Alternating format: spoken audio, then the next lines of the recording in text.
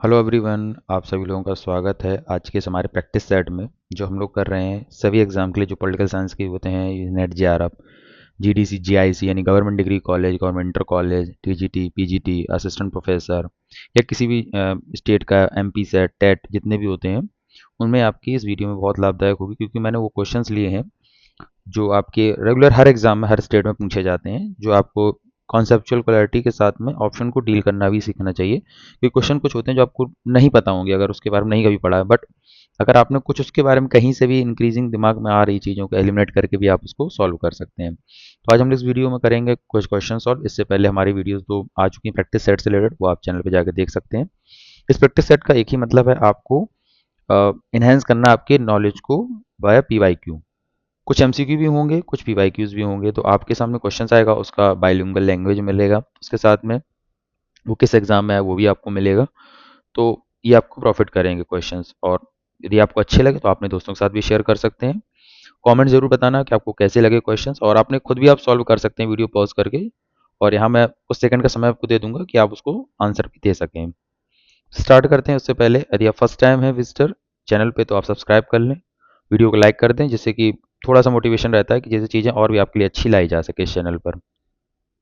Telegram पे आपको इस वीडियो की पीडीएफ और क्विजेज आपको अवेलेबल हो जाती हैं, जिससे आप अपनी प्रैक्टिस को और एनहेंस कर सकते हैं। इसके साथ में आपको जो इन्फॉर्मेशन रहती है एग्जाम से रिलेटेड वो भी आपको चैनल पे मिल जाती है। उसके बाद हम लोग क्वेश्चन स्टार्ट करेंगे। और आपको बताते हैं कोई भी आप एग्जाम की तैयारी कर रहे हैं उसमें आपके क्वेश्चन फायदे करेंगे। आप ये ना जाना कि किस एग्जाम का क्वेश्चन, इसलिए मैंने दे दिया कि आपको एक आइडिया रहे कि हाँ इस प्रकार क्वेश्चन हम सॉल्व कर सकते हैं इस एग्जाम का। इससे पहले दो वीडियोस आप वॉच कर सकते हैं, उसके भी मैंने क्वेश्चन अच्छे कराए हुए हैं। अब जैसे आपके सामने क्वेश्चन है, what is the main function of government according to Locke. अब लॉक के बारे में आपसे पूछा तो लॉक आपको पता होना चाहिए, लॉक मॉडर्न थिंकर है। उसके साथ में वो सोशल कॉन्ट्रैक्ट थ्योरी के हैं, जिसे हॉब्स लॉ रूसो हम लोग पढ़ते हैं। उसके साथ में उन्होंने सोशल कॉन्ट्रैक्ट दो दो प्रकार से करने का प्रयास किया। पहले मैं चीज़ें इतनी बता देता हूँ आपको, क्वेश्चन तो आप सॉल्व कर ही लेंगे, आगे की चीज़ें आपको पता होनी चाहिए। जैसे कि हमें पता होना चाहिए कि सोशल कॉन्ट्रैक्ट थिंकर है पहला, तो यानी समझौतावादी विचारक, ठीक है। उन्होंने दो समझौते बताए। पहला समझौता क्या कहते हैं, एक नागरिक के बीच में होगा समझौता। फिर सेकंड समझौता क्या होगा, नागरिक के बाद हम लोग स्टेट या ट्रस्टी टाइप की बनाएंगे सरकार। तो क्या होगा, नेचुरल अवस्था से हम लोग वहां पहुंच जाएंगे। और नेचुरल अवस्था कैसी थी लॉक की, बहुत ही मतलब शांत प्रिय थी, जबकि हॉब्स की कैसी थी, थोड़ी ब्रिटिश, मतलब थोड़ी सी नेगेटिव पर्सपेक्टिव में थी। और इनकी जो नेचर था वो पॉजिटिव नेचर में था, ठीक है। ये आपको ध्यान रखना, इतनी चीजें हैं। प्रॉपर्टी के उन्होंने लाइफ, लिबर्टी एंड प्रॉपर्टी के बारे में बात की है जॉन लॉक ने, ठीक है, तीन राइट्स के बारे में। इसीलिए वो कहते हैं कि इनकी सुरक्षा के लिए हमें एक सरकार गठन करना पड़ेगा। तो इसको अब क्वेश्चन को देखते हैं। मेन फंक्शन ऑफ गवर्नमेंट, जैसे मैंने बताया गवर्नमेंट के बारे में इसने पूछा है कि लॉ के अनुसार क्या सही है। पहला पूछता है to guarantee every citizen the protection of their individual rights, यानी हर नागरिक को उसके उनके मतलब व्यक्तिगत अधिकारों की सुरक्षा की गारंटी देना, पहला। दूसरा है to secure condition to enjoy the properties peacefully, यानी कि अपनी संपत्तियों का शांति से आनंद लेने के लिए स्थितियां सुरक्षित करना। तो आप देखेंगे जो जॉन लॉक था उसने जो प्रॉपर्टी को एक बहुत अच्छा मतलब माध्यम बताया कि लोगों के पास होनी चाहिए, ठीक है। तो ये तो पहला वाला देखा जाए तो हर नागरिक को उनके व्यक्तिगत अधिकारों की सुरक्षा गारंटी देना, ये सरकार का मेरा काम होगा। और संपत्तियों की जैसे उन्होंने बात की, तो ये दोनों सही हो जाएंगे, ये आपको याद रखना, ठीक है। तो देखते हैं इसके बारे में। अपनी प्रसिद्ध पुस्तक, उनकी पुस्तक का आप याद रखना। अब देखिए क्वेश्चन कहाँ कहाँ से बन सकता है। अब मैंने इतनी सारी चीज़ें आपको बताई।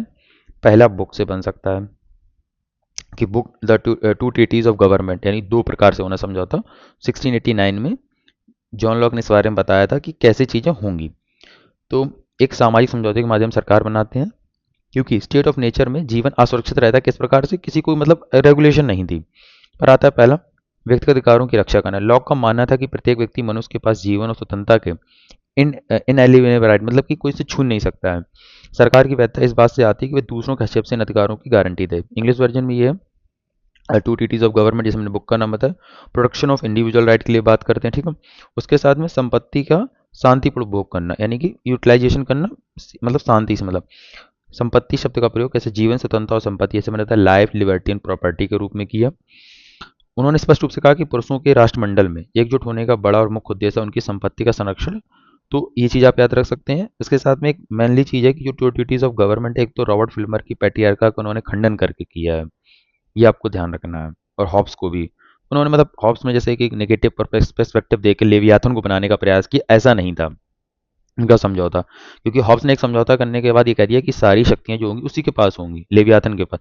पर यहाँ ऐसा नहीं है, यहाँ सिर्फ लाइफ, लिबर्टी एंड प्रॉपर्टी को जो सुरक्षा रखने की सरकार की जिम्मेदारी बन ली है, ये आपको ध्यान रखना है, ठीक है, इस चीज़ को लेकर। ये इंग्लिश वर्जन हो जाएगा, प्रिजर्वेशन ऑफ द प्रॉपर्टी। अगर दो तीन राइट आप अच्छे से याद करना चाहें जॉन लॉक को, तो मेनली आप याद रखेंगे प्रॉपर्टी के लिए, उदारवाद का जनक के रूप में। इसके साथ में दो समझौते होते हैं। ये क्वेश्चन जो लगभग पूछे जाते हैं, मैं टीजीटी पीजीटी असिस्टेंट प्रोफेसर में बता रहा हूँ, यूपी में अगर स्पेशली आप तैयार अगर एग्जाम देने जा रहे हैं तो दो तीन क्वेश्चन बहुत ही रिपीटडली पूछे जाते हैं कि सोशल कॉन्ट्रैक्ट किसने, कौन कौन से थिंकर्स उसमें रहते, जॉन लॉक आप याद कर लीजिए, नेचर कैसा बताया प्रकृति, वो आप याद कर लीजिए। तो ये चीज़ मैं आपको बता रहा हूँ, नोट्स में भी आप ऐड कर सकते हैं कि इस तरीके से क्वेश्चन पूछे जाएंगे। और इस टेबल टाइप में दे देता हूँ लास्ट में कि आप उसे नोट कर सकते हैं। जैसे सोर्स ऑफ पावर क्या, शासकों यानी consent of the govern, life, liberty and property के लिए। और राइट टू रिबेल कैसे हो सकता है, यदि government fail to protect right, अगर सरकार अधिकारों की रक्षा करने में विफल रहती है तो आप रिवोल्ट कर सकते हैं, जबकि हॉब्स में ऐसा नहीं था। करने के लिए तो आप वापस प्राकृतिक अवस्था में पहुंचेंगे, पर यहाँ पे प्राकृतिक अवस्था में नहीं पहुंचेंगे, आप दोबारा सरकार गठन कर सकते हैं। इस क्वेश्चन से आपको बहुत सारे आयाम मिलेंगे। अब इस अगले क्वेश्चन जॉन लॉक का एक और पूछा गया। एग्जाम मैंने डेट दे रखी है आपको, जब अगली आपकी जो प्रैक्टिस सेट मिलेंगे उसमें एग्जाम बदलेंगे, चेंज होंगे क्वेश्चन, पर आपको मैंने देने का आशा ये है कि आपको ये पता चले कि क्वेश्चन कहीं ना कहीं से मैंने खुद नहीं बनाया अभी। एमसीक्यू का तो उसमें डेट नहीं लिखी होगी, पर जब पूछा गया किसी एग्जाम में तो आपको मैंने डेट बता दी कि ये इस एग्जाम में पूछा गया है। अब पूछ रहे John Locke what is the primary purpose of government. अब देखिए यही क्वेश्चन था इसी एग्जाम में, ये पूछा कि जॉन लॉक का प्राइमरी पर्पज क्या है गवर्नमेंट का। अब पहला, to ensure economic prosperity, to protect individual right, to maintain social order, to distribute wealth equally. क्या हो सकता है, आर्थिक समृद्धि सुनिश्चित करना, व्यक्तिगत अधिकारों की रक्षा करना, या सामाजिक व्यवस्था बनाए रखना, धन का समान वितरण करना। अगर आप देखेंगे तो हम लोग उदारवाद के जनक के रूप में जानते हैं, तो हम देखेंगे तो टू प्रोटेक्ट इंडिविजुअल राइट के बारे में बात करेगा, ठीक है, इसको हाईलाइट कर। अब यहाँ पे आप देख सकते हैं कि इकोनॉमिक प्रॉस्पेरिटी के बारे में भी हो सकता है, पर यहाँ पूछा प्राइमरी पर्पज। आपको क्वेश्चन भी पढ़ना देखिए अच्छे से आना चाहिए। देखिए मैं बताता हूँ, आप क्वेश्चन पढ़ेंगे, लिखा है प्राइमरी पर्पज। अब हो सकता है कि चारों हो, बट ऐसे क्वेश्चन में आपको जो बेस्ट होता है उसको चूज करना होता है। तो प्रोटेक्ट इंडिविजुअल राइट के बारे में जॉन लोग बात करते हैं। देखते हैं कैसे। शास्त्रीय उदारवाद यानी हमने कैसे कहते हैं क्लासिकल लिबरलिज्म। जॉन लॉक ने किन सिद्धांतों पर सामाजिक समझौते का दिया, पहला तो प्राकृतिक अधिकार। इन लॉक का तर्क था कि प्रत्येक व्यक्ति कुछ अपरिहार्य अधिकारों के साथ पैदा होता है, मतलब लॉक का मानना था जैसे जीवन, स्वतंत्रता और संपत्ति के साथ व्यक्ति पैदा होता है। फिर प्राकृतिक अवस्था कैसी थी, ये अधिकार सुरक्षित थे, मतलब असुरक्षित थे, क्योंकि विवादों को सुलझाने के लिए कोई सामान्य न्यायाधीश नहीं था, इसके लिए हम लोग सोशल कॉन्ट्रैक्ट करते हैं। देखिए पहला ऐसे सीक्वेंस चलेगा, प्राकृतिक अधिकार थे, मिले हम लोग को, फिर प्राकृतिक अवस्था में हमारी सुरक्षित नहीं थे। समझौते का उद्देश्य क्या था, लोगों ने केवल इन प्राकृतिक अधिकारों की रक्षा के उद्देश्य से सरकार को बनाने के लिए एक समझौता किया। मैंने पहले बताया कि क्यों किया था, क्योंकि असुरक्षित थे, तो एक हमें एक प्रकार से सुरक्षा के लिए हमने बनाई स्टेट टाइप। फिर सीमित सरकार की भी बात करता है। थॉमस हॉब्स जिन्हें पूर्ण शक्ति की वकालत की, अब यही थोड़ा सा कॉन्ट्रैक्ट करेगा थॉमस हॉब्स के साथ में। थॉमस हॉब्स ने सारी शक्तियां दे दी थी लेवियाथन को, विपरीत लॉ के एक सीमित एब्सोल्यूट जिसे कह सकते हैं ना, सरकार में विश्वास करते थे। यहाँ लिखा होगा हु एडवोकेटेड एब्सोल्यूट पावर के रूप में जॉन लॉक ने बात की, ठीक है। नहीं नहीं नहीं, अच्छा एब्सोल्यूट हो जाएगा थॉमस हॉब्स के बारे में। यदि कोई सरकार लिमिटेड सोवरेनिटी के बारे में इन अधिकारों की रक्षा करने में विफल रहती है तो ये उनका उल्लंघन करती है। नागरिक पास उन्हें उखाड़ फेंकने यानी उन्हें हटा के नई सरकार स्थापित करने के लिए विद्रोह का अधिकार देता है, जिसे कहते हैं राइट ऑफ रिवोल्ट के रूप में। तो दो तीन चीजें आपको फिर क्वेश्चन में मिली, प्राकृतिक अधिकारों का आपको पता है, बता दिया, प्राकृतिक अवस्था बता दी। हॉब्स का समझ लीजिए एब्सोल्यूट, ठीक है, सोवरेनिटी, इनकी लिमिटेड सोवरेनिटी के रूप में, और रूसो को जाएगी पॉपुलर सोवरेनिटी के रूप में, ठीक है। उसके बाद अगला क्वेश्चन है आपका जॉन रॉल्स से संबंधित है। What does the John Rawls theory of justice include, यानी जॉन रॉल्स का जो न्याय सिद्धांत उसमें क्या क्या शामिल है। तो जॉन रॉल्स को हम लोग जानते हैं, न्याय का सिद्धांत दिया उन्होंने, और उन्होंने काफ़ी हद तक कह सकते हैं रिवाइवल करने का प्रयास किया पॉलिटिकल थ्योरी के नॉर्म्स टाइप में, क्योंकि बीच में वो एक साइंस का पीरियड जो चला बिहेवियरलिज्म का, तो उसमें काफ़ी हद तक कहते हैं ना कि डाउनफॉल आ गया था चीज़ों को पॉलिटिकल थ्योरी या नॉर्म्स के लिए, नॉर्मेटिव स्टडी में। बट जॉन रॉल्स के लेखन के बाद, थ्योरी ऑफ जस्टिस के बाद में 1971 में जो बुक लिखी, उसके बाद काफ़ी हद तक रिवाइवल हुई चीज़ें। तो पूछ रहा है कि जॉन रॉल्स ने क्या क्या बताया है, तो क्या होना चाहिए न्याय, लोकप्रिय लोकतंत्र, बाजार अर्थव्यवस्था और पुनर्वितरण कल्याण योजना, उदार लोकतंत्र, नियोजित अर्थव्यवस्था और वितरणात्मक न्याय, उदार या समुदायवादी सामाजिकवादी लोकतंत्र, बाजार अर्थव्यवस्था और पुनर्वितरण कल्याण योजनाएं। अब आपको ये बताना है कि इसमें से कौन सा बेस्ट होगा, और नन ऑफ दीज हो सकता है।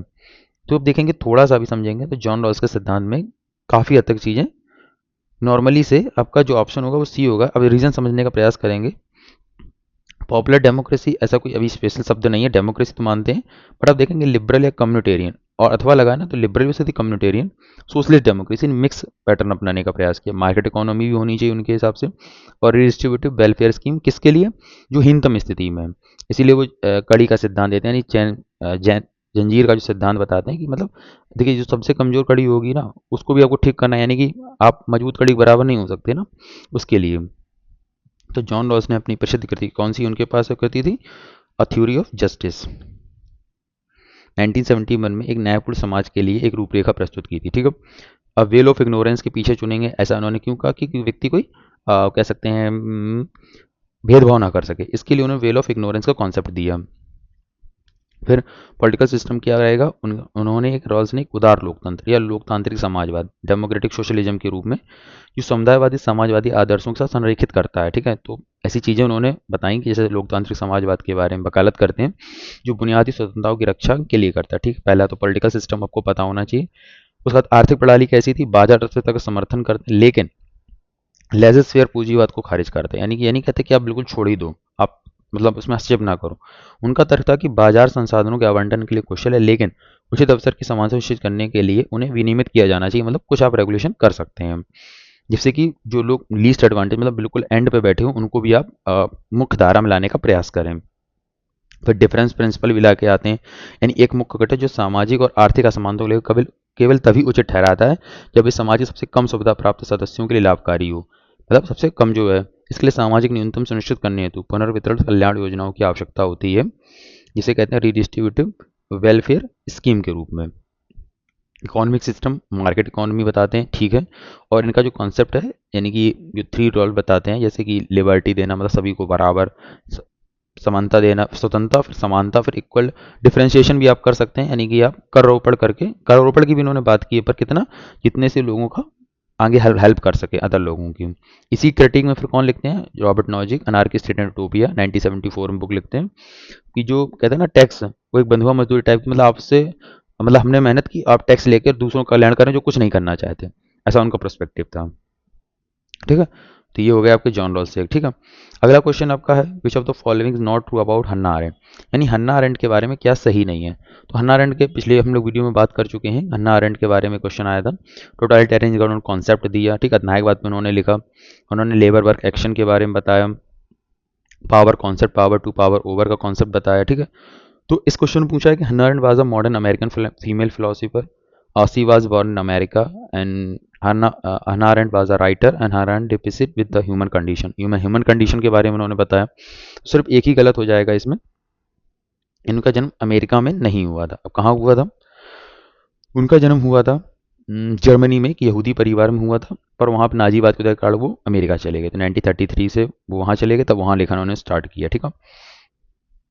और इसकी पीडीएफ आपको टेलीग्राम पे मिल जाएगी, तो आप टेलीग्राम ज्वाइन कर सकते हैं, क्योंकि आपको हो सकता है नोट्स बनाना पड़े, तो अगर आप बाद में बनाना चाहें तो उस पीडीएफ से बना सकते हैं।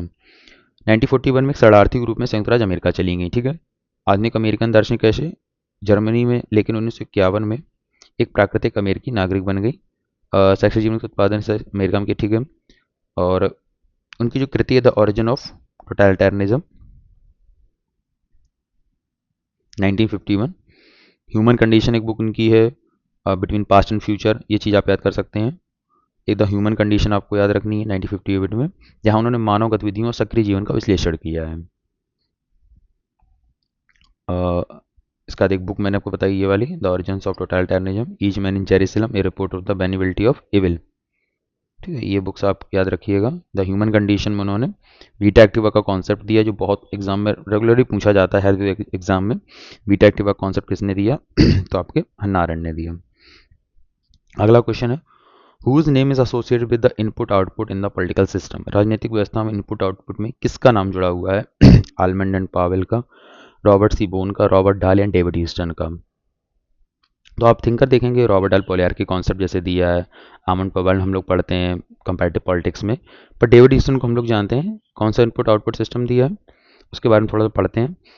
और ये क्वेश्चन आपको रेगुलरली अगर पीवाईक्यू कभी देखेंगे अदर एग्जाम के भी, तो आपको डेविड ईस्टर्न के क्वेश्चन आपको मिलेंगे, जैसे ब्लैक बॉक्स मॉडल हो गया, सिस्टम थ्योरी हो गया, इनपुट आउटपुट हो गया, इस तरीके से क्वेश्चन पूछे जाते हैं। या डेविडेशन का पूछा जाएगा बिहेवियरलिज्म, क्रीड ऑफ रेलेवेंस, कितने नंबर मतलब पॉइंट दिए थे, बिहेवियरलिज्म का आना और पोस्ट बिहेवियरलिज्म का आना, क्या डिफरेंसेस हैं, इस तरीके से आपसे क्वेश्चन पूछे जाएंगे। डेविड ईस्टन जो एक प्रसिद्ध कनाडाई अमेरिकी राजनीतिक वैज्ञानिक थे, उन्होंने 1950 के दशक में राजनीतिक विज्ञान में एक सिस्टम थ्योरी या इनपुट आउटपुट विश्लेषण पेश किया। सिस्टम थ्योरी भी कहते हैं और इनपुट आउटपुट विश्लेषण भी। उन्होंने राजनीतिक व्यवस्था को क्या एक ब्लैक बॉक्स के रूप में देखा जो अपने पर्यावरण के साथ बातचीत करता है, यानी कि प्रोसेस होता है जिसमें दिखा दूँ ये जो मॉडल है इसके बारे में बात कर रहे हैं। अब इसको समझाते हैं। इनपुट में क्या होता है, मांगे जाती हैं और समर्थन किया जाता है, यानी डिमांड एंड सपोर्ट। मांगे क्या होती हैं, जनता सरकार से क्या चाहती है, यानी एक एग्जांपल ले लें आज की सरकार का, तो मांगे हम लोग कुछ रखेंगे। समर्थन क्या होगा, कर कानून का पालन करेंगे, भागीदारी करेंगे, तब तो समर्थन देंगे सरकार का, या चीज़ों को लेने के लिए। फिर कन्वर्जन होगा उस प्रोसेस के अंदर, सरकार इनपुटों को संसाधित करती है। आउटपुट में क्या आएगा, ये अधिकारियों द्वारा लिए गए निर्णय और नीतियां हैं। फिर फीडबैक जाएगा, लूप बनेगा, आउटपुट निर्णय को पर्यावरण को प्रभावित करती है जिससे नए इनपुट प्राप्त होते हैं। जैसे फॉर एग्जाम्पल एक हमने ए कोई चीज़ मांगी थी, ए की जगह पे मतलब ए डैश चीज़ आई, मतलब पूर्णतः नहीं आई, वापस आया फीडबैक में तो कहा कि इस चीज़ों की कमी रहेगी या इनपुट उसी से निकलेंगे। तो ये चीज़ें प्रोसेस में चलती रहती हैं। इंग्लिश वर्जन उसका हो जाएगा, यानी कि input, demand and support, conversion process and that output and feedback loop. आप समझते हैं इसको, इस चार्ट से आप समझ सकते हैं कि देखिए एक इनपुट होगा हमारे पास, यह है पॉलिटिकल सिस्टम जिसकी बात हो रही है। इसमें क्या चीज़ें जाएंगी, डिमांड, जो चीज़ें हमने डिमांड की, एंड सपोर्ट। इसकी चीज़ें गई, डिसीजन आए, एक्शंस आए, फिर आउटपुट हुआ। फिर आपने हमने देखा कि उस चीज़ से कुछ चीज़ें और निकली, वो फिर बन गई जाएगी डिमांड, उसी से फिर सपोर्ट हो गया। तो यानी ये चीज़ें कैसा है, ये लूप ऐसा रेगुलर चलता रहता है चीज़ों को लेकर है। और ये जो बाहर जो है वो आपका इन्वायरमेंट है, चीज़ें उससे इफेक्ट होती रहती हैं। तो ये चीज़ आपको क्यों याद रखनी है, क्योंकि क्वेश्चंस क्या क्या पूछेगा, जैसे आपसे इनपुट पूछेगा तो इनपुट में क्या क्या होता है, डिमांड एंड सपोर्ट, पहला क्वेश्चन। दूसरा क्वेश्चन पूछ सकता है आपसे कि आउटपुट में डिसीजन एंड आउटपुट आते हैं, वो क्या कोई नया डिमांड निकाल सकते हैं, तो हाँ यस, इन्वायरमेंट से वो इंटरेक्शन करके। क्या ये फीडबैक लूप होता है, इसमें होता है, ये चीज़ आपको ध्यान रखना है। पॉलिटिकल सिस्टम में इनपुट जाएगा, डिसीजन आएगा, ये पूछा जाएगा आपसे। तो ये बहुत सारी चीज़, इन्वायरमेंट होता है या नहीं होता, ये आपसे पूछा जाएगा।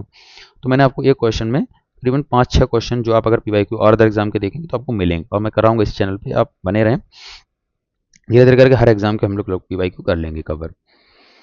डेविडेशन का input output model, Almond and Powell का क्या है, स्ट्रक्चरल फंक्शन अप्रोच, ये भी आपको याद रखनी है स्ट्रक्चरल फंक्शन अप्रोच में। और रॉबर्ट डाल का हम लोग पॉलीआर्की कॉन्सेप्ट पढ़ते हैं, ठीक है। तो David Easton, Almond and Powell and Robert Dahl. अगला क्वेश्चन है, the public administration dichotomy depends upon the focus of public administration और where, the focus of public administration और what, the actors of a public administration और who, the span of public administration और when. यानी कि एक लोक प्रशासन का जो द्वंद है, डाइकोटमी जब हुआ तो किस पे निर्भर मतलब करेगा, ये आपसे पूछा जा रहा है। तो आपका जो आंसर होगा वो ए होगा, यानी कि आपका जो वेयर पे, यानी फोकस और पब्लिक एडमिनिस्ट्रेशन और वेयर। आइए समझते हैं, निकोलस हेनरी आप पढ़ेंगे एक विचारक, मतलब पब्लिक एड में रहेंगे, थिंकर हैं, जिन्होंने अपनी बुक लिखी है public administration and public affairs में। कैसे बताए, इसको समझने का प्रयास करते हैं। लोकस और फोकस के बारे में बात करते हैं। लोकस माने कहाँ और क्या, थोड़ा सा कॉन्सेप्ट थोड़ा सा हेक्टिक है, आपको समझने का प्रयास करना। लोकस माने कहाँ, मतलब यह क्षेत्र के संस्थागत स्थान को संदर्भित करता है। लंबे समय तक लोक प्रशासन का लोकस यानी सरकारी नौकरशाही पर रहा है, यानी लोकस का मतलब हो गया सरकारी नौकरशाही के बारे में। हम लोग पढ़ते हैं ना कि चीज़ें, तो पब्लिक एड में हम लोग पढ़ते हैं सरकारी नौकरशाही के बारे में, नौकरशाही के बारे में तो पढ़ते हैं ब्यूरोक्रेसी में। पर फोकस में क्या है, यह क्षेत्र विशिष्ट के ज्ञान और विशेषज्ञता, जैसे प्रशासन के सिद्धांत, प्रबंधन, तकनीक या सार्वजनिक नीति को संदर्भित करता है। जैसे हम लोग जानते हैं कि जब डाइकोटमी होकर आगे बढ़ रहे थे पब्लिक एडमिनिस्ट्रेशन में, तो राजनीतिक प्रशासन द्वंद्व आया कि लोकस द्वारा पहचाना गया। यानी कि अब नया क्या आने लगा, पहले तो हम लोग नौकरशाही को एक विशिष्टता मतलब कह सकते हैं, नौकरशाही को मानते थे, पर अब क्या आ गए, प्रशासन के सिद्धांत आ गए, प्रबंधन तकनीक आ गई, सार्वजनिक नीति आ गई उस समय। इसमें तर्क दिया कि राजनीति, निर्णय निर्माण और प्रशासन अलग अलग है। यानी डायकोटमी का मतलब क्या हो गया, यानी कि राजनीति इस प्रकार से, राजनीति अलग हो गई, ये अलग है, यानी इससे इसे प्रशासन से, ठीक है। इसने प्रशासन की कहाँ के, राजनीति से दूर कर सरकारी कार्यपालिका के भीतर रखा था। पॉलिटिकल में तो उसी के अंदर था, बट फोकस का मतलब क्या हो गया, यहाँ पे अलग होने का प्रयास हो गया कि अब चीज़ें इस प्रकार से चलने लगी हैं, ठीक है। लोकस और आपका फोकस डायकोटमी से बेसिकली संबंधित है। बुक आप याद कर लीजिएगा, बुक आपसे पूछी जा सकती है, public administration and public affairs by Nicholas Henry. Concept देते हैं पैराडाइम वन का, the politics and administration dichotomy emphasize the locus where public administration should be. अब ये पैराडाइम आप अच्छे से याद कर लीजिए। पैराडाइम वन है the politics and administration dichotomy होती है 1900 से 1920, मतलब 1900 से लेकर 1926 तक। पैराडाइम द्वितीय क्या कहता है आपका, जब प्रिंसिपल बनने लगे एडमिनिस्ट्रेशन में, हम लोग पढ़ते हैं 1927 से 1937 के मध्य में। पैराडाइम थ्री था कि public administration as political science 1950 से 1970 के मतलब 1950 लेकर 1970 तक का public administration as a political science. Paradigm four आता है, ये निकोलस हेनरी ने दिए हैं सारे पब्लिक, इनको आप सीक्वेंस में लगाने को आ सकता है आपके यूसीनेट जेआरएफ एग्जाम में, और अधिकतर एग्जामों में इसको एक सीक्वेंस में पूछ सकते हैं या नॉर्मली पूछेंगे कि पब्लिक एडमिनिस्ट्रेशन एज मैनेजमेंट किसने दिया, और डेट दे देंगे तो निकोलस हेनरी आप याद कर सकते हैं।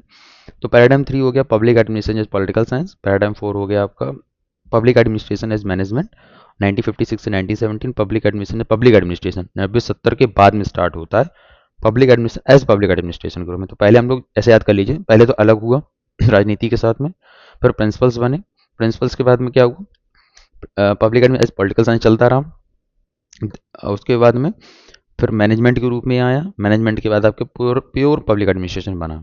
ठीक है, ये चीज़ें आपको अच्छे से याद होनी चाहिए। अगला क्वेश्चन है, which of the following is not an instance of subordinate legislation. कौन सा एक अधीनस्थ कानून का उदाहरण नहीं है, यानी कि जो ऑर्डर आते हैं अपर से लोअर के रूप में, उसको पूछ रहा कौन सा नहीं है, तो delegated legislation, municipal legislation, autonomous legislation या पार्लियामेंट्री लेजिस्लेशन। अधीनस्थ कानून का उदाहरण नहीं है, तो आप देखेंगे इसमें जो आपका डी है, यानी कि संसदीय कानून, क्योंकि संसद खुद ही कानून बना के देगी ना, तो यहाँ पे संसद का कानून नहीं होगा, तो यानी ये सब ऊपर के हो सकते हैं। कैसे समझते हैं, लीगल राइट में देखा जाए तो दो भागों में बांटा जाता है, एक सुप्रीम लेजिस्लेशन और एक सबऑर्डिनेट लेजिस्लेशन।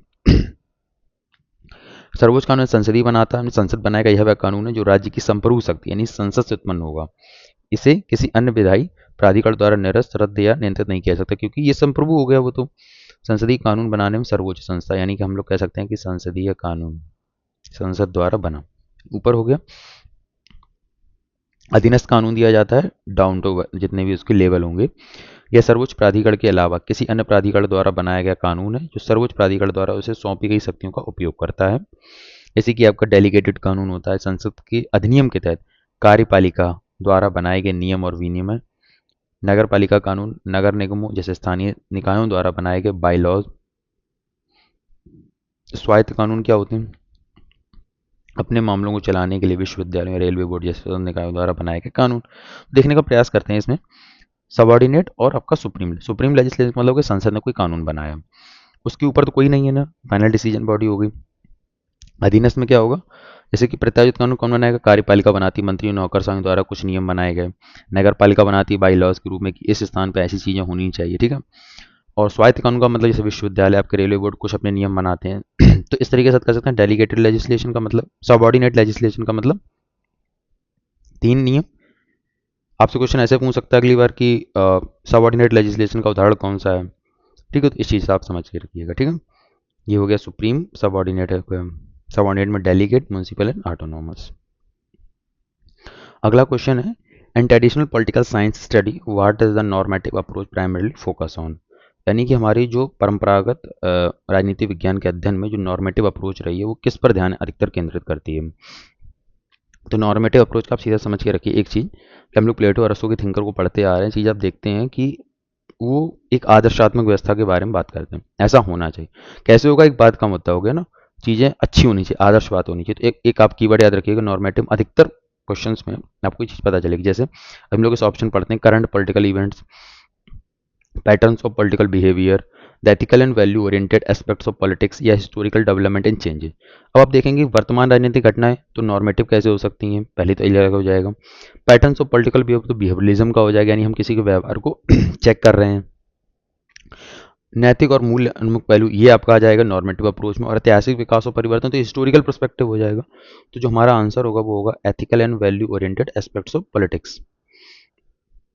पारंपरिक यानी राजनीतिक विज्ञान यानी जो हमारा ट्रेडिशनल रहा है उसमें नॉर्मेटिव अप्रोच को जैसे दार्शनिक या आदर्शवादी दृष्टिकोण के रूप में जाना जाता है, मुख्य रूप से मूल्यों, नैतिकता और मानकों से संबंधित है। तो आप इसको याद कर सकते हैं कीवर्ड से वैल्यूज, एथिक्स एंड स्टैंडर्ड के रूप में। क्या होना चाहिए इस पे वर्क करता है, नहीं व्हाट आउट टू बी, चीज़ों का वैसा ही वर्णन करना के बजाय जैसा है, यानी कि यह इस बात पर ध्यान केंद्रित करता है कि समाज सरकार कैसी होनी चाहिए। ठीक है, ये नहीं कहता तो कैसा होना चाहिए, ये पहले बात है। आदर्श राज्य अच्छे जीवन, जिसमें आपको बताया, परिभाषित को करता है। फोकस ऑन वैल्यूज पे बात करता है, जैसे कि न्याय, स्वतंत्रता, समानता और अधिकारों जैसे मौलिक अवधारणाओं की पड़ताल करता है, जैसे कि प्लेटो की रिपब्लिक आदर्श राज्य का एक मानकीय अध्ययन है। तो मैंने आपको बताया ना, प्लेटो का आप उदाहरण याद कर लीजिए। तो पहला हो गया व्हाट आउट टू बी, यानी क्या होना चाहिए। पहला कीवर्ड्स के रूप में आप याद कर सकते हैं क्या क्या, इसमें आप ऐड ऑन कर सकते हैं वैल्यूज, एथिक्स एंड स्टैंडर्ड हो जाएंगे आपके। और मूल्यों पे ध्यान क्या देता है, justice, liberty, equality and rights के ऊपर। ऐसे कि एक उदाहरण आपके लिए प्लेटो का न्याय का सिद्धांत देता है अपने में, या आदर्श राज्य की व्यवस्था देते हैं। ठीक है, मेथोडोलॉजी क्या इनकी रहती है, यह वैज्ञानिक अवलोकन या की बजाय, मतलब इनका नहीं अध्ययन करेगा, वो करेगा विवेक और दार्शनिक अटकलों पर निर्भर रहता है। कंपैरिजन में ये है कि व्यवहारवादी अप्रोच के ये विपरीत है, क्योंकि ये तथ्यों व्यवहार के पैटर्न पर ध्यान केंद्रित करता है। कौन, व्यवहार दृष्टिकोण। और नॉर्मल क्या बात करता है ये हम लोगों के लिए, वैल्यूज, एथिक्स एंड स्टैंडर्ड। तो अगर आपसे कभी क्वेश्चन पूछे, देखिए मैंने लगा दिया इसीलिए टेबल। फीचर्स क्या होंगे, फोकस आप देखेंगे, प्रश्न और लक्ष्य देखते हैं। नॉर्मेटिव अप्रोच आपकी जो होगी वो वैल्यूज पे बात करेगी, क्या होना चाहिए, और आइडियल स्टेट। आपकी ये क्वेश्चन इससे सॉल्व हो जाएगा, इस टेबल से। आपसे पूछ सकता है वैल्यूज एथिक्स के बारे में, क्या होना चाहिए, किससे रिलेटेड है, या आदर्श राज्य। फिर आता है आपका व्यवहारवादी में तथ्य और आंकड़े की बात करते हैं, क्या है, मतलब कह सकते हैं ना कि क्या है, लास्ट फाइनल डिसीजन की, मतलब ये बता दो आप, यस नो में बता दो, नंबरिंग बता दो, तो ये व्यवहारिक दृष्टिकोण कहलाएगा। और ऑब्जेक्टिव एक्सप्लोरेशन करता है, यानी कि इसमें सब्जेक्टिव हो सकते हैं आप, पर इसमें ऑब्जेक्टिव भी आप रहें, क्योंकि एक व्यवहार एम्पेरिकल रिसर्च टाइप की ना, मतलब अप्रोच होती है ये। तो आपको इस क्वेश्चन से समझ में आएगा कि क्वेश्चन कैसे कैसे कॉन्सेप्ट बेस में पूछे जा सकते हैं। तो यह चीज़ आपको समझ में आ रही होगी इस क्वेश्चन से। अगला है, विच international treaty rectified by India focuses on eliminating all form of discrimination against women. तो आप ये जानते हैं कि इस वाले में जो क्वेश्चन है वो आप देखेंगे, ये पूछा गया कि कौन सी अंतर्राष्ट्रीय संधि को मतलब लाया गया था। तो आप देखेंगे convention on the elimination of all form discrimination against women का जो था वही था, पहला वाला हो जाएगा, जो 1979 में आया था। ये आपको याद रखना है। और मुझे लगता है कि लगभग जितने मैंने लास्ट एग्जाम देखे 2-3 पेपरों में, जो नेशनल लेवल स्टेट लेवल पर रहते हैं, उसमें लगभग 5 से 6 बार क्वेश्चन ही पूछा जा चुका है। इसकी डेट पूछी जाती है, क्रोनोलॉजिकल ऑर्डर में लगाने को पूछा जाता है।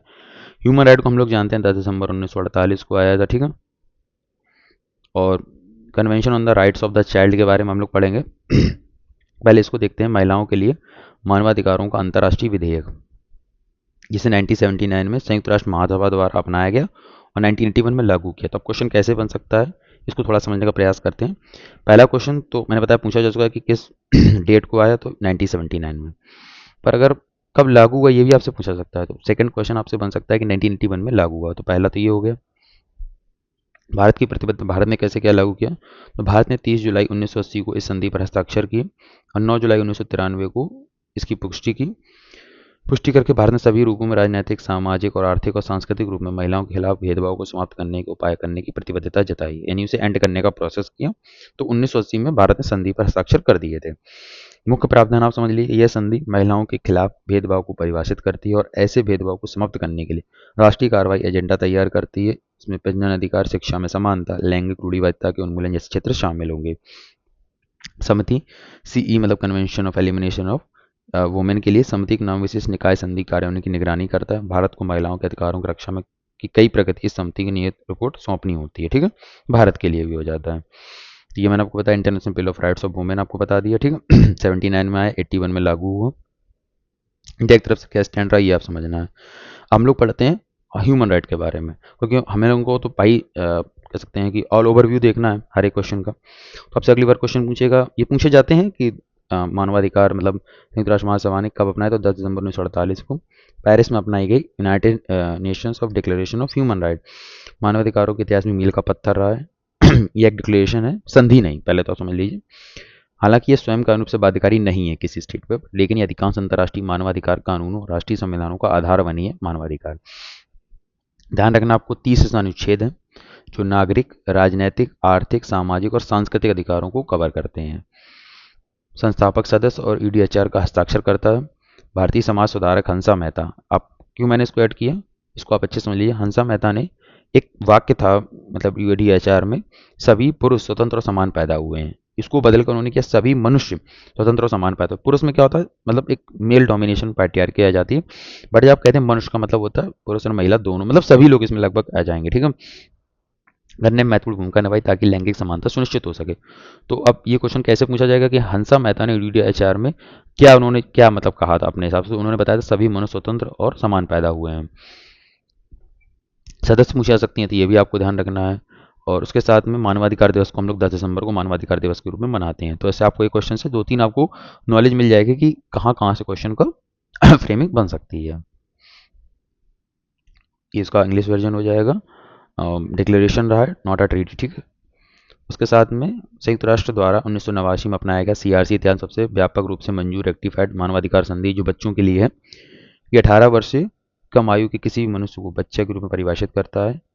पहला तो गैर भेदभाव के रूप में, तो वो 1979 में आया था। और बच्चों के लिए जो आया है, चिल्ड्रन के लिए, मैं आपको दिखा देता हूँ क्वेश्चन में कहाँ था, convention on the rights of the child. ठीक है, इसके लिए गैर भेदभाव किया गया, मतलब नहीं करना चाहिए। और बच्चों का सर्वोत्तम हित, जीवन, अस्तित्व और विकास का अधिकार देना, बच्चों के विकास विचारों का सम्मान करना। तो बेसिकली बात यहाँ पे क्या हो रही, बच्चों की रिलेटेड हो रही। तो 1989 में ये अपनाया गया संयुक्त राष्ट्र द्वारा। भारत द्वारा मंजूरी दी गई 11 दिसंबर 1992 को। भारत में आधिकारिक प्रभाव क्या बना इसके लिए, बाल अधिकार संरक्षण आयोग बना 2005 में। एनसीपीसीआर हम लोग जानते हैं इसे। तो ये भी याद कर सकते हैं कि एनसीपीसीआर कब बना, 2005 में। ये कब हुआ, 1989 में हुआ संयुक्त राष्ट्र के द्वारा। भारत ने कब मंजूरी दी, ये आपको पता होना चाहिए। ठीक है, ओके, या पढ़ लीजिए इंग्लिश वाला भी। ठीक है, अगला क्वेश्चन है आपसे रिलेटेड, मतलब इसको नोट करने की ज़्यादा जरूरत नहीं है क्योंकि ये क्वेश्चन बिहार से रिलेटेड ज़्यादा था। तो त्रियोता स्क्रिप्ट जो पूछी गई है, त्रियोता लिपि का उपयोग कौन सी भाषा लिखी जाती है, तो आपकी जो मैथिली है वो है इससे रिलेटेड। इससे ज़्यादा हम लोग फोकस नहीं करेंगे, कुछ मैंने डाल दिया था तो उसमें। त्रियोता इसे एक मिथिलाक्षर के नाम से भी जाना जाता है। ये मैथिली भाषा की अपनी प्राचीन लिपि है। ठीक है, ऐतिहासिक संबंध रहा है कि सदियों से मिथिला क्षेत्र यानी बिहार और नेपाल के तराई हिस्से में धार्मिक ग्रंथों, पांडुलिपियों और साहित्य को लिखने के लिए किया जाता रहा है। वर्तमान स्थिति में वर्तमान मैथिली लिखने के लिए देवनागरी लिपि का सबसे अधिक उपयोग किया जाता है, लेकिन सांस्कृतिक रूप से त्रियोता लिपि भी अभी भी अत्यंत महत्वपूर्ण बनी हुई है। 14 में से यूनिकोड मानक में शामिल किया गया है। बेसिकली कोई इतना खास क्वेश्चन को नहीं, पर हाँ याद कर लीजिए कि त्रियोता लिपि से मैथिली संबंधित है। अब क्वेश्चन आपका प्लेटो से रिलेटेड है। प्लेटो के अनुसार एक आदर्श राज्य की जनसंख्या कितनी होनी चाहिए। अब क्वेश्चन बनाया, देखिए कि 5040, 50,400, मतलब 50 5 है, मतलब इस तरीके से बनाया कि आप देखेंगे कि आप छोटी सी गलती, आप क्वेश्चन चला जाएगा यहाँ से। ये क्वेश्चन आपसे पूछा जाता रहा है, तो इसका आंसर जो होगा वो 5040 होगा। आइए समझते हैं ऐसा क्यों कहा। प्लेटो ने अपनी बात द लॉज बुक का नाम याद रखिएगा, निर्दिष्ट किया कि एक नगर राज्य के लिए आदर्श नागरिक परिवार के मुखियाओं की संख्या कितनी होनी चाहिए, 5040 होनी चाहिए। ऐसे तुलना करते हैं, जहां प्लेटो ने निश्चित संख्या 5040 निर्धारित की, वहीं इसके शिष्य अरस्तु ने अपनी पुस्तक पॉलिटिक्स में इसकी आलोचना करते हुए तर्क दिया कि जनसंख्या इतनी बड़ी होनी चाहिए कि वह आत्मनिर्भर बने, इतनी छोटी होनी चाहिए कि उस पर अच्छी तरह शासन किया जा सके। अब देखिए समझने का प्रयास करते हैं। अगर आप देखेंगे तो प्लेटो ने बताया कि 5040 जनसंख्या बहुत है। ठीक है, पर अरस्तु ने क्या कहा कि एक मान लेते हैं स्टेट है कोई, एग्जाम्पल में ए है, उसकी संख्या कितनी हो कि आत्मनिर्भर हो, पहला, यानी कि वो चीज़ें कर सके, कम क्यों हो, उस पर शासन किया जा सके। ये चीज़ आप याद रखना। और अधिकतर उन्होंने ऐसा बताया था कि अधिकतर कह सकते हैं समुद्र किनारे या फिर जहाँ पानी की व्यवस्था हो, तो ये कृषि और वगैरह चीज़ें अच्छे से हो सकें। तो अरस्तु ने इसका समर्थन किया है।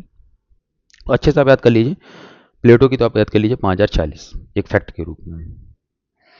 अगला क्वेश्चन है, Plato is often referred to as the father of the idealistic theory of the state because. Plato को अक्सर राज्य के आदर्श सिद्धांत का जनक क्यों कहा जाता है, आपको बताना। हम लोगों ने इससे पहले क्वेश्चन आया था नॉर्मेटिव थ्योरी में, हम लोगों ने पढ़ा भी था कि प्लेटो को क्यों माना जाता है, कि वाट आउट टू की बात करते हैं, मतलब क्या होना चाहिए इस तरीके से, मतलब आदर्शात्मक बातें। देखते हैं इसमें ऑप्शंस क्या क्या हैं। He prescribe the ideals of city state के बारे में बताया। और जैसे अगला है कि his theory was based not on what human nature is but on what it ought to be, यानी उनका सिद्धांत इस पर आधारित नहीं था कि इंसान का स्वभाव कैसा है, जो हम लोग बिहेवियरिस्ट अप्रोच देखते हैं, बल्कि इस पर आधारित था कि उसे कैसा होना चाहिए। उन्होंने वास्तविकता और मूल के बीच द्वैतवाद की बात की। उन्होंने अपने सिद्धांत को सत्य के विचार पर आधारित किया। तो आप देखेंगे कि बी ऑप्शन जो आपका है बिल्कुल सही हो जाएगा, क्योंकि हमने बताया था इस विषय पे कि राजनीतिक आदर्शवाद का जनक किसको माना जाता है? प्लेटो को माना जाता है, क्योंकि उनका दर्शन जो वास्तविकता से हटकर आदर्श पर ज़्यादा केंद्रित रहा है। प्रिस्क्रिप्टिव बताते हैं क्या होना चाहिए। उन यथार्थवादी विचारों जो राजनीति को वैसा ही अध्ययन करना जैसा भी मौजूद ऐसा नहीं था उनका। प्लेटो ने एक राज्य के आदर्श संस्कृति की खोज करने की कोशिश की। वह अपनी पुस्तक द रिपब्लिक में एक आदर्श जिसे हम लोग क्या कहते हैं, कैलिपोलस की कल्पना की, जिस पर दार्शनिक राजा का शासन हो। तो भाई देख, कल्पना तो कर रहे थे, ऐसा कोई स्टेट मिला तो नहीं कभी। तो उन्होंने एक आदर्श की कल्पना की कि ऐसा राजा होना चाहिए। उस आदर्श राज को कैलिपोलस उन्होंने कहा कि दार्शनिक राजा उस पर राज्य करेगा, और कितने साल तक पढ़ाई करेगा, उसका उसके एग्जाम निकले, मतलब एक प्रकार से निकालेगा, उसके बाद वो उस चीज़ को पढ़ता रहेगा। समझिए 50 साल बाद वो बन रहा है अप्रॉक्स में, और उस पर कोई रिस्ट्रिक्शन नहीं है, क्योंकि उसके आदेश माने जाएंगे चीज़ों को लेकर। एक आदर्शात्मक व्यवस्था की। फिर विचारों का सिद्धांत कैसे, कि जिस भौतिक दुनिया को हम देखते हैं केवल एक उच्च पूर्ण विचारों की दुनिया यानी वर्ल्ड ऑफ आइडियाज की छाया रहती है।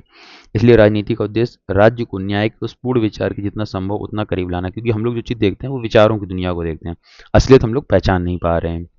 नैतिक पूर्णता की बात करते हैं, यानी उनका मानना था कि मानव स्वभाव शिक्षा के माध्यम से सद्गुणों की उच्च स्तर तक पहुंचने में सक्षम है, और राज्य को इसे नैतिक नैतिक पूर्णता को प्राप्त करने का साधन होना चाहिए, यानी कि राज्य उसको हमें पहुंचाए। तो देखा जाए तो प्रकार से उन्होंने आदर्शवाद की। देखिए, अगर हम कुछ समराइज करना चाहें इस चीज़ को, तो आदर्शात्मक व्यवस्था की बात कौन करता है? प्लेटो। प्लेटो ने बात की व्यवहार की, नहीं एक प्रकार से हम लोग क्या करते हैं, कैसा होना चाहिए। ठीक है, जैसे हमने वर्ट आउट टू भी, और दो तीन क्वेश्चन कैसे स्लाइड से बन सकते हैं। पहला तो कैलिपोलस आप याद रखने का, पूछा जाता है कि आदर्श राज्य का नाम क्या था। बुक्स आप याद रखना, द रिपब्लिक, लॉ, स्टेट्समैन वगैरह, ये भी पूछी जा सकती हैं। तो इतनी चीज़ें मैंने आपको एक क्वेश्चन से करा दी। और प्लेटो का कहीं भी है कॉन्सेप्ट तो आपको समझना है। ऐसी इंग्लिश वर्जन अगर किसी को समझना है तो इंग्लिश वर्जन ये रहा। ठीक है, what ought to be, theory of ideas and moral perfection के लिए। अगला क्वेश्चन है, Marxism primarily originated from the works of the which philosopher, यानी अगर पूछ रहा है कि मार्क्सवाद मुख्य रूप से किस दार्शनिक के कार्यों से उत्पन्न हुआ, तो पहला हम ऑप्शन देखेंगे थॉमस हॉब्स और जॉन लॉक, हम लोग जानते हैं सोशल कॉन्ट्रैक्ट थ्योरी के लिए। कार्ल मार्क्स और फ्रेडरिक एंगल्स को हम लोग जानते हैं मार्क्सवाद के लिए। जीन जैक्स रूसो को हम लोग जानते हैं किसके लिए? सोशल कॉन्ट्रैक्ट के लिए। फिर वॉल्टेयर को हम लोग जानते हैं लिबर्टी के लिए।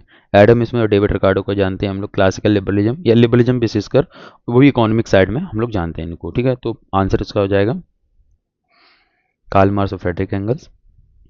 मार्क्सवाद को समझने का प्रयास करते हैं। इन्होंने दो प्रकार से चीज़ें बताई कि मार्क्सवाद बताता है कि दो वर्ग हैं, एक तो जिसपे शासन किया जा रहा है, एक और जो शोषण करता है। और ये क्यों करते हैं? क्योंकि पूंजीवाद को अपना पूंजी बढ़ाना है, वो संगठित नहीं हो पा रहे, इसलिए उन्होंने कहा था ना रिवोल्ट करने की बात।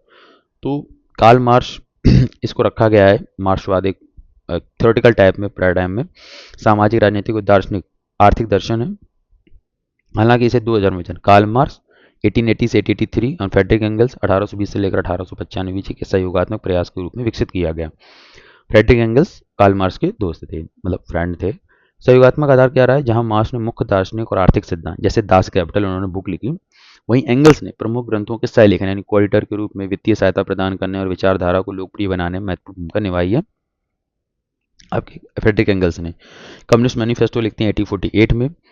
ठीक है, और इसी समय याद रखना कि एक बुक लिखी जा रही है जेस मिल और कार्ल मार्क्स एक ही समकालीन है। ठीक है, उसी लाइब्रेरी में कार्ल मार्क्स पढ़ता था, उसी लाइब्रेरी में जेस मिल पढ़ता था। आप जेस मिल के विचार देख लीजिए लिबर्टी के लिए, और कार्ल मार्क्स के विचार देख लीजिए। तो 1848 में दोनों लोग बुक लिखते हैं। कम्युनिस्ट मैनिफेस्टो लिखता है कार्ल मार्क्स, और 1848 में बुक लिखते हैं जेस मिल, प्रिंसिपल ऑफ पॉलिटिकल इकोनॉमी। अब मैं लिख देता हूँ, आप नोट कर लीजिएगा, पॉलिटिकल इकोनॉमी। ये मैंने इसलिए बताया क्योंकि कभी कभी आपके दिमाग में ना रहे तो डेट आपको याद रहेगी। Principle of political economy, Das Kapital, sorry communist manifesto एक साथ ही में लिखी गई, एक प्रकार से एक ही ईयर में। और कम्युनिस्ट मैनिफेस्टो यह मार्क्स और एंगल्स का सबसे प्रसिद्ध संयुक्त वर्क रहा है। इसमें वर्ग संघर्ष का सिद्धांत प्रस्तुत किया गया, यानी शासक वर्ग जिसे हम लोग बुर्जुआ के खिलाफ श्रमिक वर्ग सरबराह की अंतिम क्रांति की भविष्यवाणी की गई है। हिस्टोरिकल मटेरियलिज्म का उपयोग करते हैं आपके कार्ल मार्क्स। ठीक है, उन्होंने दिखाने का प्रयास किया कि ऐतिहासिक भौतिकवाद का विचार लेकर आया, यानी कि भौतिकतावाद भी जोड़ा उन्होंने, ऐतिहासिकवाद। समाज की आर्थिक संरचना कैसी है, सामाजिक अनिश्चितता को निर्धारित करती है। द्वंदात्मक भौतिकवाद की बात की है, डायलेक्टिकल मटेरियलिज्म की बात की है, अंतर विरोधों के माध्यम से परिवर्तन को समझने की, यानी कि ऐसे कॉन्ट्रडिक्ट होते चले जाते हैं, जिससे कि लास्ट वाली कौन सी समस्या आती है? साम्यवाद वाली। अतिरिक्त मूल्य का सिद्धांत दिया है, पूंजीवाद के तहत श्रमिकों का शोषण कैसे किया जाता है इसका स्पष्टीकरण किया सरप्लस वैल्यू के टाइप में उन्होंने बता के। ये इसका इंग्लिश वर्जन कोलैबोरेटिव फाउंडेशन किया, कम्युनिस्ट मैनिफेस्टो याद रखना है, की पिलर्स आपको याद रखने हैं, हिस्टोरिकल मटेरियलिज्म आपसे क्वेश्चन पूछा जाएगा कि मार्क्सवाद या मार्क्स ने क्या क्या दिया, तो historical materialism, dialectical materialism and theory of surplus value. Thomas Hobbes के बारे में समझ लेते हैं, ऑप्शंस अलग भी थे तो थोड़ा सा आपके लिए ब्रीफ हो जाएगा। पर्सपेक्टिव क्या था, he live during the English civil war के दौरान थे, और पेसिमिस्टिक व्यू उन्होंने दिया है ह्यूमन नेचर का, मतलब थोड़ा सा निगेटिव पर्सपेक्टिव में। He believed humans are naturally selfish and competitive रहे हैं, और हिज स्टेट ऑफ नेचर कैसा रहा, war of all against all, मतलब युद्ध की स्थिति रही है हमेशा एक दूसरे के प्रति, और the wear life is a solitary poor नेस्टी Brutus and short रही है हमेशा। तो कोर आइडिया क्या रहा है, एब्सोल्यूट सोवरेनिटी की बात करते हैं, तो stay safe people must surrender all right to a powerful ruler the Leviathan. अब इसको मैं बता देता हूँ, पेसिमिस्टिक व्यू हो गया, नेगेटिव व्यू हो गया, ठीक है, मानव स्वभाव, ठीक है। उसके साथ में एब्सोल्यूट सोवरेनिटी की बात क्यों करते हैं, कि कहते हैं सारे लोग एक साथ आओ, अपनी सारी पावर लेवियाथन को दे दो, मतलब अब और लेवियाथन उसका पार्ट नहीं हुआ उसका, ठीक है, एक कल्पना कर रहे हैं, ऐसा तो कुछ नहीं हुआ, पर कांटेक्ट करके हमने चीज़ें दे दी किसी को, तो वो हमारी रक्षा करेगा। पहला ये हम लोग वॉर ऑफ अगेंस्ट ऑल चल रहा है ना, वो एंडिंग हो जाएगा, ठीक है। तो बुक कौन सी थी, लेवियाथन बुक थी, ये आपको थॉमस हॉब्स के बारे में याद रखना है। जॉन लॉक पर्सपेक्टिव रहा है as a father of liberalism, his views were most for optimistic than Hobbes, यानी कि अच्छे मतलब पॉजिटिव साइड में इनके जा रहे थे व्यूज। नेचुरल राइट की बात करते हैं, he argued that every human has the right of life liberty and property के बारे में बात करते हैं, जैसे हम लोग पहले जॉन लॉक की बात करते आ रहे हैं। सोल्यूशन कहते हैं the government exist only to protect these right, यानी जो गवर्नमेंट हमारी होगी वो हमारे राइट्स को प्रोटेक्ट करेगी, इसलिए सिर्फ लेकर आए हैं। अगर वो फेल हो जाती है यानी हमारी अच्छा करने से, तो राइट टू रिवोल्ट का ऑप्शन हमारे पास है। और हाईली इन्फ्लुएंस्ड कौन सा, यूएस का कॉन्स्टिट्यूशन जॉन लॉक से काफ़ी कह सकते हैं प्रभाव है उसमें। अब बुक है जो फेमस वर्क है, टू टीटीज ऑफ गवर्नमेंट 1689। फिर जीन जैक्स रूसो को हम लोग पढ़ते हैं, he believe that the modern society and private property corrupted and natural goodness to man the noble savage. अब हम इसको समझने का प्रयास करते हैं थोड़ा सा। एक व्यक्ति है प्राकृतिक अवस्था में नोबल सैवेज था, यानी कि इसे हिंदी कहेंगे भद्र पशु, यानी कि किसी व्यक्ति को ना ही किसी से लगाव है, कह सकते हैं प्राइवेट प्रॉपर्टी कब आई, जब चीज़ें आर्ट्स बढ़ा, साइंस बढ़ा, तो हमारे अंदर क्या है, प्राइवेट प्रॉपर्टी धीरे धीरे चीज़ें इंक्रीज होने लगी हैं, साइंस और आर्ट ने हमारे बुद्धि को भ्रष्ट कर दिया, ऐसा उनका मतलब मानना था, रूसो ने अपने लेख में लिखे हैं। उनका कहना मतलब इससे प्राकृतिक अवस्था में व्यक्ति बहुत अच्छा था। नोबल सैवेज कैसे था कि व्यक्ति ना ही किसी से मतलब बहुत ज़्यादा द्वेष भावना थी, लोग अपने अपने रहते थे, चीज़ें खाते पीते थे, मतलब एंग्री मतलब मोड नहीं कहीं पे था, ठीक है।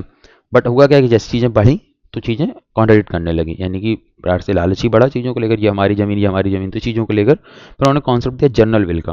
ही argued that the true freedom comes from following laws created by collective will of the community, मतलब जनरल विल क्या होगी, सभी लोगों की एक इच्छा होगी जो सभी लोगों को फायदा करेगी, ठीक है। अब इसमें अंतर क्या हो जाता है, रियल विल मतलब एक होता है हमारी यथार्थ इच्छा भी हो सकती है कि हमारा पर्सनल कुछ फायदा हो, वो नहीं यहाँ इच्छा होगी, यहाँ सभी के लिए वो इच्छा कॉमन होगी। और फेमस कोट है, man is born free and everywhere he is change, मतलब व्यक्ति स्वतंत्र पैदा होता है लेकिन सर्वदा जंजीरों से जकड़ा रहता है। तो क्वेश्चन पूछा जाता है, तो आप इसको नोट कर लीजिएगा इस फेमस कोट को। इसी से पूछा जाता है कि man is born free and everywhere he is change, तो किसने कहा है, तो रूसो ने कहा है। बुक है द सोशल कॉन्ट्रैक्ट 1782, ईमाइल आप याद कर सकते हैं, ठीक है। इसमें से एडम स्मिथ को हम लोग जानते हैं, perspective known as the father of economics and the father of capitalism. Core idea क्या दिया, लेजिस्फेयर द फ्री मार्केट के बारे में बात करते हैं, इनविजिबल हैंड के बारे में बात करते हैं, मतलब मार्केट को आप रेगुलेट ना करिए, मार्केट अपने आप डिमांड एंड सप्लाई क्रिएट कर लेगा, डिमांड करेगा तो ऑटोमेटिकली सप्लाई स्टार्ट हो जाएगी। Guide the market toward efficiency when individual pursue their own self interest के बारे में बात करते हैं।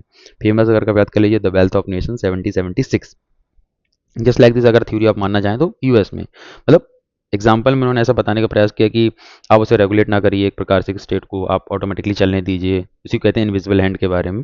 डेविड रिकार्डो कॉन्सेप्ट देते हैं आपके, अब ब्रिटिश इकोनॉमिक्स रहे हैं और इन्होंने एक्सपेंड किया है स्मिथ के आइडियाज को। कोर आइडिया रहा है comparative advantage, he proved that Nations benefit from trading with each other by specialising in goods they can produce most efficiently. Contribution देते हैं, the theory remains the fundamental logical behind modern global free trade का जो concept है वो David Ricardo से काफ़ी हद तक इंस्पायर है। हम लोगों ने कितने थिंकर पढ़ लिए, थॉमस हॉब्स पढ़ा, उसके बाद मार्क्स को थोड़ा देखा, और उस वीडियो के बाद हम लोग थ्योरेटिकल थ्योरम भी ज़्यादा करेंगे, मतलब बेसिकली एक पूरा एक थिंकर को लेके चलेंगे आगे से। जीन जैक्स रूसो हो गए, एडम स्मिथ हो गए, हम लोगों ने काफ़ी क्वेश्चन देख ली। अगला क्वेश्चन आपके सामने है, a system born out of violence and class struggle will give rise to authoritarianism not a stateless egalitarian society. पूछ रहा है आपसे, हिंसा और वर्ग संघर्ष से पैदा हुआ सिस्टम तानाशाही को जन्म देगा, पहला, न कि राज्यविहीन समानतावादी समाज को। यह बात किसने कही है? महात्मा गांधी, जयप्रकाश नारायण या वीर सावरकर या बी आर अम्बेडकर। तो कुछ कुछ आप देखेंगे, जयप्रकाश नारायण हमारे पार्टीलेस डेमोक्रेसी की बात करते हैं हम, ठीक है। उसके साथ में अब हम लोग जानते हैं 1974 या उस समय के इंदिरा गांधी के शासन काल में काफ़ी सारे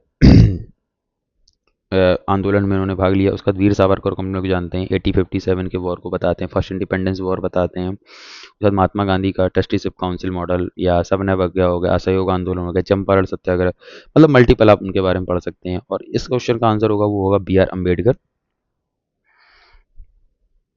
समझने का प्रयास करते हैं, इस क्वेश्चन को ही समझने का थोड़ा समझ लीजिए कि मतलब उनका ये कहना है कि अगर हम मान लेते हैं कि समाज में हिंसा और वर्ग होता है, तो जो पैदा होगा ना चीज़ें बाद में, वो तानाशाही होंगी। आप ये नहीं कह सकते कि राज्यविहीन या फिर कह सकते हैं समानतावादी समाज आ जाएगा लड़ने के बाद में।